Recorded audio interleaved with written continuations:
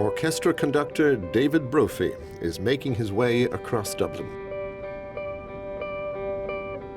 He's left the grandeur of the formal gardens of the Irish Museum of Modern Art and is heading eastwards. He'll pass through the Liberties, Dublin Castle, and eventually rejoin the Liffey to complete his journey into Dublin port by boat.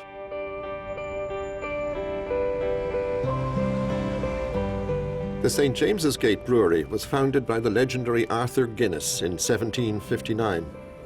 At its height in the 1930s, the brewery employed over 5,000 workers, many of them from the local Liberties community. To find out more, David meets archivist Fergus Boyne.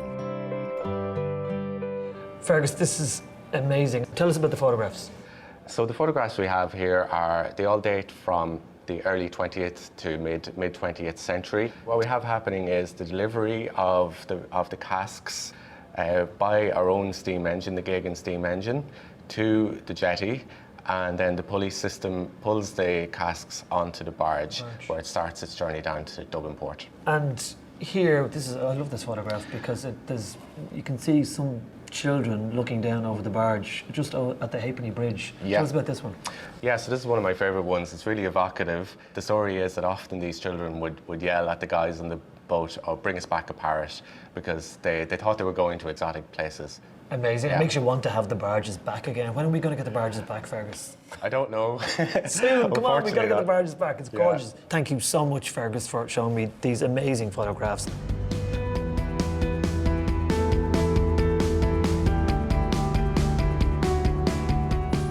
The top floor of the Guinness storehouse provides David with a peek of the walk ahead of him.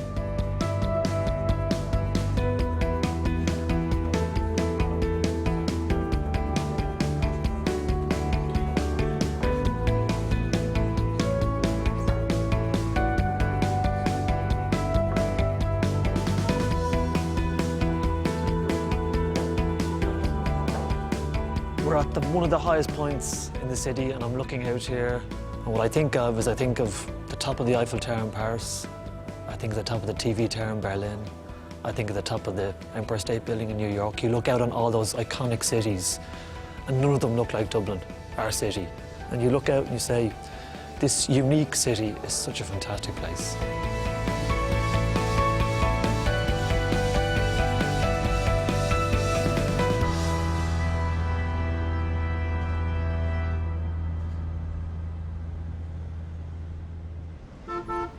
A short amble takes David into the heart of the Liberties. Known for its vibrant street markets and residential communities, this is one of the most established areas in Dublin. The Liberties existed outside the city walls in medieval times and were free from the laws of the city, hence the name. How's it going, you well? So much stuff around here, fantastic shop. Are you here long on Meath Street? Oh, we're 50 odd years here. 50 odd years here. I haven't been here all the time myself. You haven't been? What's your name? John. John, I'm Dave. Nice to meet you. And you. Thanks for chatting. Good day now, right? Any major city, any fantastic city like Dublin is not necessarily built with bricks and mortar, but it's actually made up of people. People like John I've just met in the shop on Meath Street, and all the other people in this part of the city who together create a sense of community and a sense of place. You get that strongest in the whole city here in the Liberties.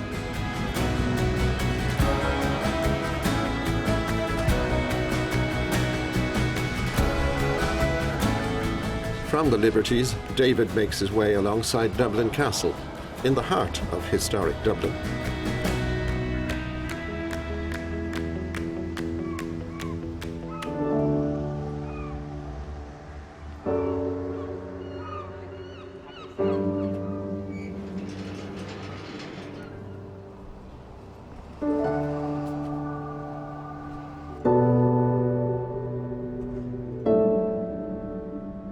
Nestled in the shadow of the castle are the Dubh Linn Gardens, an unexpected oasis of calm. Dubh Linn means black pool in Irish, and it refers to the river Poddle, which once ran under these grounds. The city of Dublin's name is the anglicised form of Dublin.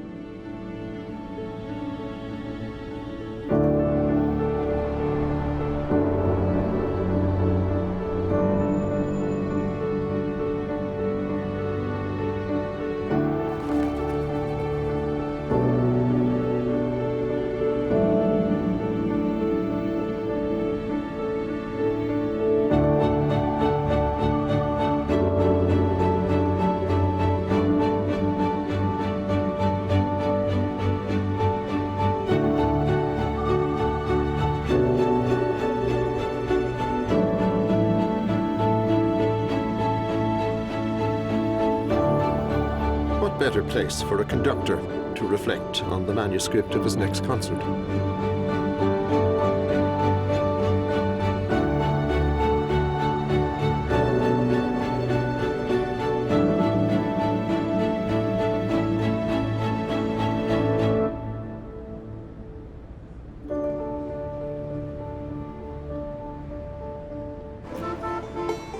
From the Peace Garden, David passes the city's oldest university, Trinity College Dublin.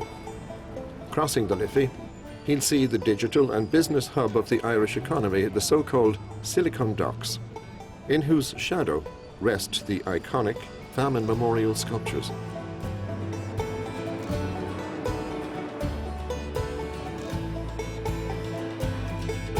David's last stop on land is Dublin's signature Samuel Beckett Bridge. Inspired by the Irish harp, Santiago Calatrava designed a contemporary bridge which would resonate with the historic docklands.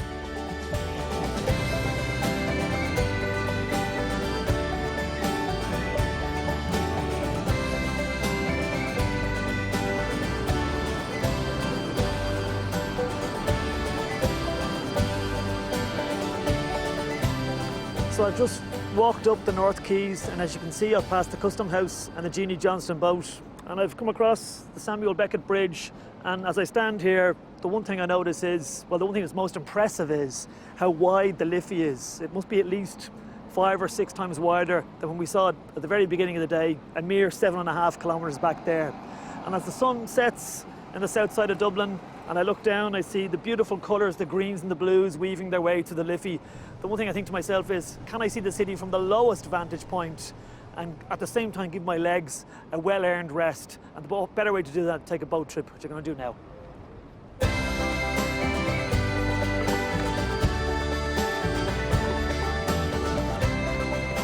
Along with the Stella Maris Rowing Club, St. Patrick's Rowing Club is uniquely positioned where the Liffey meets Dublin Port. John Hawkins, a former docker, has been with St. Patrick's since its early days. John, thanks for having me onto your boat. Glad to meet you. How lucky am I? Can't Very believe good. it. I'm told that you are the leading light in St. Patrick's Rowing Club. Is that true? The club is totally docker orientated from the early days. Okay. Our fathers were fishermen when there was no work. Okay. But I'm part of a group of lads my own age who have great interest in learning the youth how to make oars and repair the boats, which is a good thing because it's a dying trade. Yeah. The good thing about the rowing club, both rowing clubs, the Stella Maris and St. Patrick's, Yes. a lot of the rowers, all the parents were docker orientated, are all dockers. Like the offspring coming through now are all related to the docks. My father was a docker as well, so you sort of had to be respectful to the older generation because they taught you how to be a good docker. Yeah. And if you were cheeky and arrogant, they wouldn't want to know you. So being a good docker was not necessarily knowledge of the sea and everything else. It was more to do with like how you behaved and how you held yourself. It was how you behaved and how you worked. At what age did you start in the docks? The day I was 16, Right. I was brought to the Marine Port Union, joined the union because you couldn't work as a docker.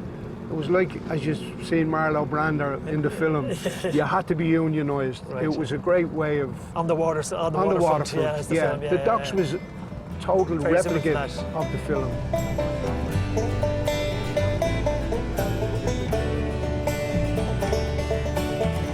I was part of an era where we went from loose cargo, which is manhandling cardboard boxes, tea chests, to containerisation. And we had to move with the times or you were being left behind. You wouldn't get a job. And I was lucky, I got my son in. He's a docker. And he's still a docker today. So I love when he comes home from work and I'd say, how did your day go? What did you do today? And I'd be asking him and I'd say, we would have done it different. You've been a mind of information. I've learned so much about the docks. I mean, I've driven past, like so many people have driven by the docks over so many years, and I don't feel I've any connection, but through your good self, I've learned an awful lot. No Thanks problem. a million.